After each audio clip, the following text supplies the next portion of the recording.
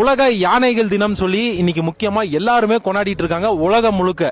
ஆனா இன்னைக்கு யானைகள் தினம் போது நிறைய பேர் ஸ்டோரி ஸ்டேட்டஸ்ல வச்சிட்டு இருக்கீங்க. நம்ம நீலகிரியில 6 தாலுகா இருக்கு. எத்தனை பேருக்கு தெரியும்? அந்த 6 தாலுகால கூடலூர்ன்றது ஒரு மெயினான ஒரு தாலுகா. அங்க வந்து 3 மாநிலமும் சேரக்கூடிய ஒரு தாலுகா தான் கூடலூர் தான். அந்த கூடலூர்ல நீங்க பார்த்திருக்கக்கூடிய ஒண்ணு வந்து யானைங்க. யானையோட கூட்டம் ஜாஸ்தியா இருக்கு.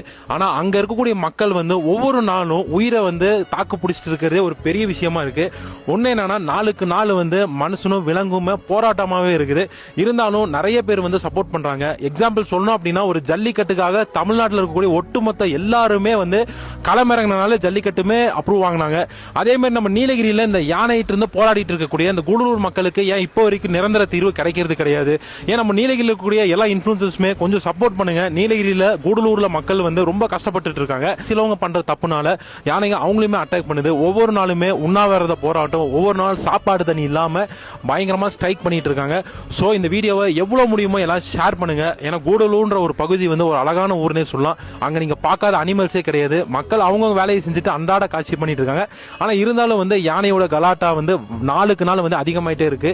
ரீசெண்டா கூட ஒருத்தர் இறந்து கூட போனாரு. டூரிஸ்ட் பண்ணக்கூடிய ஒரு சில தப்புனால அங்க இருக்கக்கூடிய மக்களையுமே இது ரொம்ப பாதிக்குது. சோ இந்த வீடியோவை எல்லாத்துக்கும் ஷேர் பண்ணுங்க. கூடலூர் பகுதியை வந்து கண்டிப்பா வந்து மீட்டெடுக்கணும் அப்படின்னா வீடியோ பார்க்குற ஒருத்தரும் நினைச்சா மட்டும் தான் முடியும். சோ இந்த வீடியோவை எல்லாத்துக்கும் ஷேர் பண்ணிக்கோங்க.